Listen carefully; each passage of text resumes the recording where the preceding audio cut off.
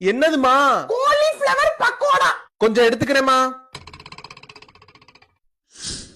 இன்னும் கொஞ்சம் எடுத்துக்கிறேமா. குடிக்கிறது அப்புறம் இப்ப தின்னுட்டா அப்புறம் சோத்துக்கு என்னத்தர வச்சு தின்பா? அப்புறம் சோத்துக்கு போது காய் பத்தல என்ன அம்மா நீலாம் அப்படின்னு என் மாமியார் முன்னாடியே நீ அசிங்கப்படுத்துவ. ஏண்டா பிஞ்சு போவோம். நானே நல்லா என்னைக்கு ஒரு நாள் தான் சமைக்கிறேன். அது எனக்கு கூட வைக்காம தின்னு போடுறாங்க இந்த வீட்டுல. காலிஃபிளவரா? எனக்கு 2 பீஸ் கொடுங்க. இந்த வந்துட்டாரு இந்த வீட்டோட பெரிய லங்கோட லபக்கு. வாங்க சார் வாங்க. என்ன காலிஃபிளவரா? இந்தாங்க 4 கிலோ வாங்கி கொடுத்துருக்கீங்களா உங்க சம்பள காசுல?